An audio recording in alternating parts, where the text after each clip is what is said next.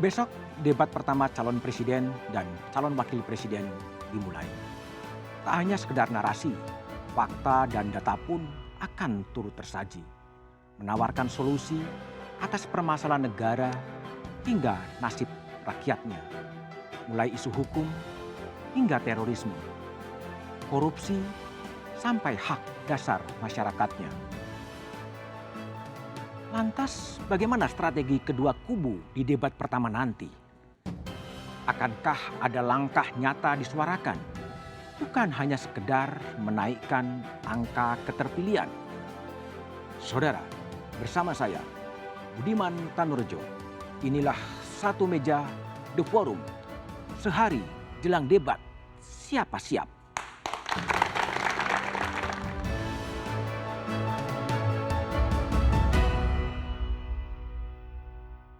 Malam ini telah hadir Mas Lukman Edy, tim sukses pasangan Pak Jokowi Kiai Ma'ruf. Assalamualaikum. Malam Pak Lukman. Dan dari tim ses Pak Prabowo Sandi ada Mas Priyo Budi Santoso. Malam Pak Priyo. Keduanya akan memaparkan langkah konkret yang akan dilakukan di bidang hukum dan terorisme jika pasangan capres dan cawapres mereka terpilih nanti.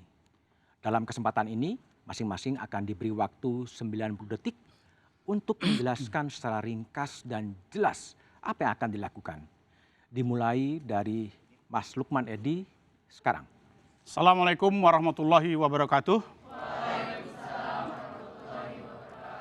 Salatu wassalamu ala rasulillah Sayyidina Muhammad ibni Abdillah wa ala alihi wa sahbihi mawalah la hawla wa la quwata illa billah. Dalam visi Pak Jokowi Kiai Ma'ruf, supremasi hukum adalah tidak bisa ditawar-tawar. Dalam rangka apa? Dalam rangka untuk menjamin keadilan dan kebenaran. Indonesia masa depan harus Indonesia yang manusiawi. Indonesia masa depan adalah Indonesia yang bermartabat dan melindungi. Dengan prinsip-prinsip yang tegas. Yaitu apa? Due process of law. Tidak boleh ada kekuasaan yang melebihi kekuasaan hukum itu sendiri. Ya. Pejabat, presiden sekalipun ketika menegakkan hukum tidak boleh keluar dari aturan-aturan hukum. Kemudian yang kedua adalah equality before the law. Semuanya sama di mata hukum. Tidak boleh ada yang karena jabatannya, karena keluarganya, karena nasib dan nasabnya kemudian mendapatkan perlakuan yang berbeda di mata hukum. Oleh sebab itu, semua equality before the law.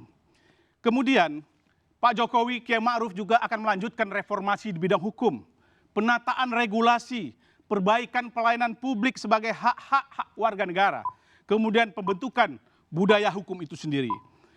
Berbicara soal perlindungan terhadap hak asasi manusia, maka apa yang dilakukan oleh Pak Jokowi Mas Kiai Lukman, waktunya habis. Terima kasih. Ya, kita berikan kepada Pak Priyo dari kubu Prabowo Sandi 90 detik mulai dari sekarang. Assalamualaikum warahmatullahi wabarakatuh.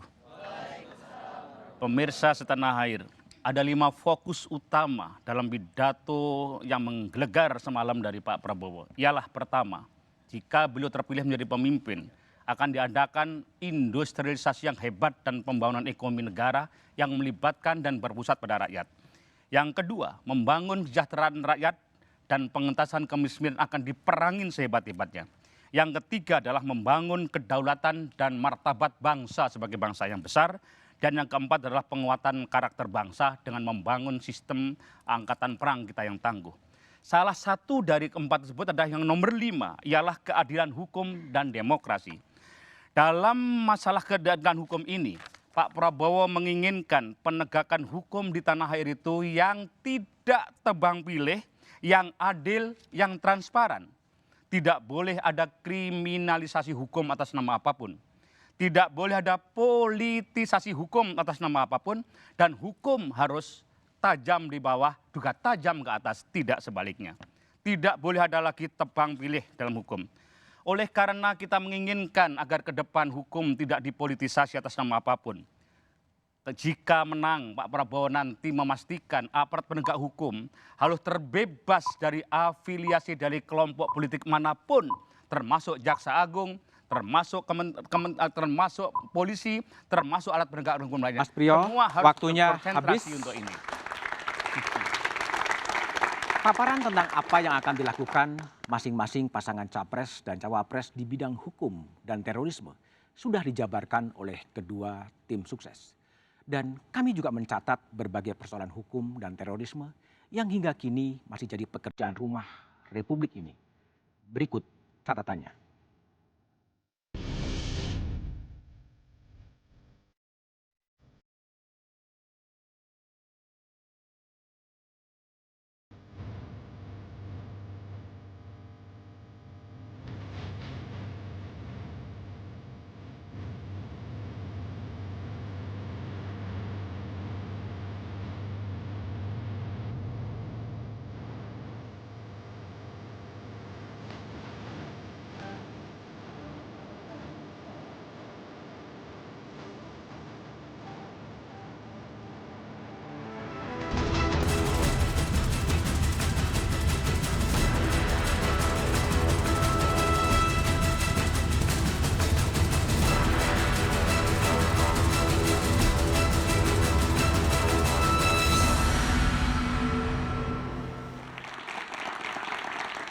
Kita akan gali lebih dalam bagaimana kedua pasangan capres dan cawapres mempunyai visi di bidang hukum dan juga terorisme. Di ujung kanan ada Mas Lukman Edy, dari Pak Prabowo, Pak Jokowi Kiai Ma'ruf. Ada Arya Bima, malam. Arya Bima. Ada Mas Al-Qaidar, ya, pengamat terorisme, malam. Al-Qaidar. Ada Prof. Hermawan Sulistyo, malam. Malam Hermawan. Lalu kemudian ada Mas Priyo Budi Santoso dari Pak Prabowo Sandi dan Pak Nasir Jamil, juga tim ses dari Pak Prabowo Sandi. Saya akan kepada Prof. Hermawan Sulistyo. Tadi Mas Lukman Edy dan Mas Priyo dalam waktu yang singkat memang telah mencoba memaparkan apa yang dikerjakan oleh kedua pasangan Pak Jokowi dan Pak Prabowo di bidang hukum. Apa catatan Anda soal itu? Nggak, Mas Priyo kan nggak nyinggung atau belum Ada. sempat nyinggung Ya. yang masalah hukum. Kalau Mas Edy sangat tegas, jelas akan melakukan ini dan seterusnya gitu. Jadi saya nggak bisa membandingkan karena tadi belum selesai. Ngomongnya belum, masih masalah kesejahteraan, masih masalah yang lain-lain. Oke. Dari visinya. Termasuk terorisme juga tidak disinggung sebenarnya. Belum sempat disinggung karena keterbatasan waktu ya. Ya. Oke, saya kembali ke Al-Qaidar lah. Al-Qaidar, sebetulnya Anda sebagai pengamat, kalau membaca visi dan misi dari kedua pasangan calon yang ada di KPU, apakah sudah ada visi atau misi soal bagaimana mengontrol terorisme di Indonesia ini? Ya, dua-duanya saya lihat kedua capres ini tidak memiliki agenda yang jelas tentang pemberantasan terorisme. Setidak-tidaknya saya kan menunggu ada konsep apa yang ditawarkan oleh kedua calon ini. Bagaimana cara menghadapi terorisme. Apalagi kan terorisme berkembang terus. Bahkan sekarang tipologinya ada dua. Ada terorisme tamkin dan ada terorisme tanzim. Yang tanzim ini kan dinamis. Dia tidak terbatas pada teritori wilayah. Kalau yang tamkin ini sangat statis dan hanya berada di satu wilayah teritori dan sangat organik biasanya. Dan itu harus dihadapi dengan kekuatan militer. Tapi itu artinya gini, di kedua visi maupun misi kedua pasangan capres belum muncul ya? Belum muncul. Belum muncul sama sekali. Nanti akan kita dalami lebih jauh soal isu terorisme. Tapi saya akan kembali kepada Mas Priyo lah. Tadi sempat disinggung mungkin mengelaborasi spesifik soal hukum. Dan Anda mengatakan bahwa tidak akan memilih penegak hukum yang punya afiliasi politik dengan partai politik. Apa sebetulnya? Karena Pak Prabowo memang bermimpi dan sudah mimpi lama ini bahwa hukum harus menjadi alat yang adil, yang dilakukan secara profesional, yang transparan, yang tidak tebang pilih, yang karena itu hukum menjadi supremasi. Jadi oleh karena pentingnya hukum dan penegakan hukum ini, kita ingin memastikan bahwa para pejabat-pejabat penegak hukum ini haruslah mereka yang memenuhi kualifikasi termasuk tidak atau dinilai tidak berafiliasi kepada kelompok atau kekuatan politik manapun. Apa keberatan Anda? Bukan keberatan, karena selama ini kita mengkhawatirkan ke depan itu kami, Pak Prabowo, Pak Sandi, tidak menginginkan hukum dijadikan sandera.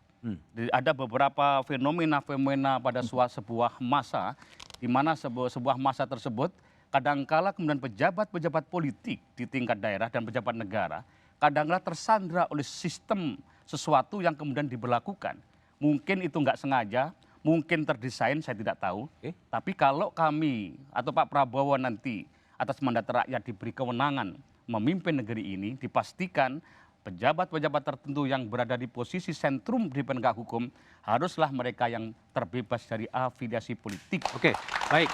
Saya akan minta tanggapan pada Mas Lukman Edy terhadap pilihan politik dari Pak Prabowo adalah tidak akan mengangkat posisi-posisi jaksa agung atau siapapun yang memang terafiliasi dengan partai politik. Ya, bagi saya apa yang disampaikan oleh Mas Priyo adalah autokritik ya. Otokritik. Ketika pasti tuduhan beliau adalah apakah Pak Jokowi ketika mengangkat jaksa agung itu terafiliasi dengan partai politik. Oke. Nah, kita bisa menjawabnya ya. Kita ketahui bahwa Pak Jaksa Agung sekarang itu adalah pejabat karir sebelumnya. Kalau kemudian setelah pensiun dia masuk partai politik, tetapi setelah diangkat menjadi Jaksa Agung, beliau mengatakan mundur dari partai politik, ya, untuk menunjukkan bahwa positioning beliau sebagai Jaksa Agung itu adalah positioning yang dari profesionalitasnya sebagai seorang jaksa sebelumnya. Jadi beliau itu seorang profesional.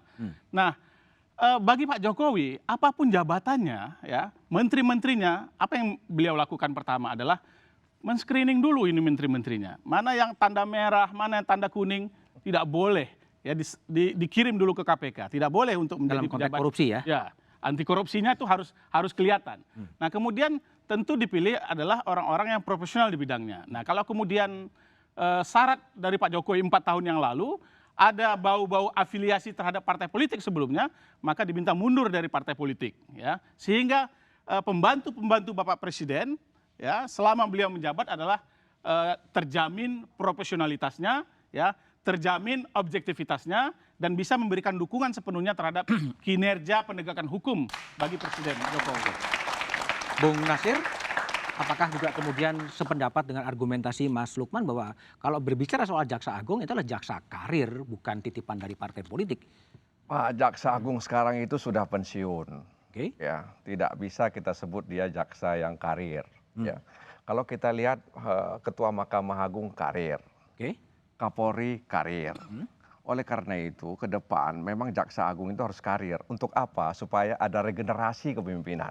Oke. Ya, jangan kemudian orang yang sudah pensiun dimasukkan lagi ke dalam institusi di mana dia pernah ada di dalamnya.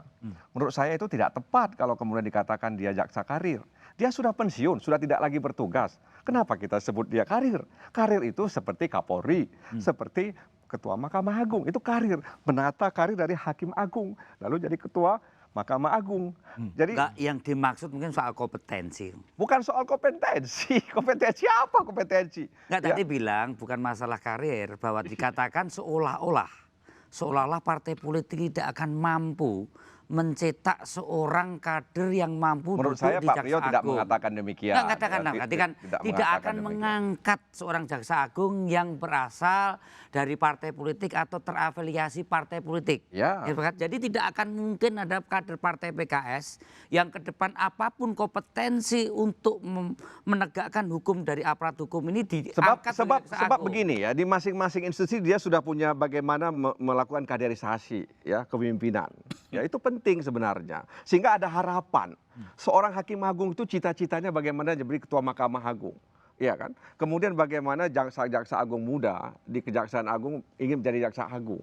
Jadi sebenarnya ini cita-cita. Sehingga kemudian regenerasi itu terjadi. Nah, ketika kemudian ada orang yang sudah selesai kemudian masuk dalam partai politik, kemudian partai politik itu menang dan kemudian dia dimasukkan lagi ke dalam itu menurut saya Enggak, menghambat persoalannya regenerasi. kembali ke visi misi tadi. Ini penegakan hukum itu dirasa ya tumbul ke bawah, ya. Tumbul ke bawah tidak bisa tumbul ke atas tajam ke bawah kan ini. Persoalan masyarakat ini melihat, rakyat ini melihat. Ini kalau sudah pejabat, kalau sudah orang punya duit, kalau sudah punya konspirasi antar pejabat, hukum tidak pernah jalan. Rakyat merasa tidak mendapatkan sistem keadilan. apakah itu terjawab seorang jaksa agung yang dari partai politik atau non partai politik? Apakah pejabat karir di Mahkamah Agung atau di Kejaksaan Agung? Faktanya dari sekian puluh tahun rakyat merasa bahwa dalam hal menyangkut supremasi hukum, rakyat tidak merasakan keadilan hukum. Kalau Anda katakan bahwa pejabat karir akan lebih bisa melaksanakan penegakan hukum, Kami tidak bicara itu, makanya Marana dengar tuh kalau kita bicara dengar. Kita bilang soal regenerasi, kita bicara regenerasi. Bukan soal, kalau soal bahwa hukum hari ini tumpul ke atas tajam ke bawah, itu sudah menjadi jamak pengetahuan masyarakat. Ya, Nurul misalnya di NTB, bagaimana kemudian dia tidak mampu berhadapan dengan hukum. Ya, nah itu bagaimana kita lihat, belum lagi misalnya peristiwa-peristiwa lainnya. Jadi yang kita bicarakan tadi itu dikatakan Pak Priyo, ada persoalan. Ya. Ya, ada persoalan bagaimana ke depan ya. Pimpinan di institusi penegak hukum diharapkan memang benar-benar dari karir. Ya seperti misalnya saya katakan tadi, Ketua Mahkamah Agung, kemudian Kapolri, karir gitu loh. Tidak ada misalnya termasuk seorang posisi polisi yang Menteri pensiun, Hukum, Mas lalu jadi Nasir? Kapolri gitu loh Pak kira-kira. Nasir, nggak Menteri Hukum termasuk dikonstruksikan sebagai pejabat hukum yang harus dari non partai dalam visi Pak saya kira- Prabowo Sandi? Saya kira itu pandangannya yang keliru. Kalau itu poinnya, kalau jabatan Menteri Hukum berbeda. Berbeda, itu Jaksa Agung ya sekarang posisi ya. Karena kalau Jaksa Beda. Agung, Kapolri, Oke. Ketua Mahkamah. Ketua Mahkamah Agung itu jelas-jelas alat penegak hukum. Dan Kalau tidak boleh dari menteri- partai politik.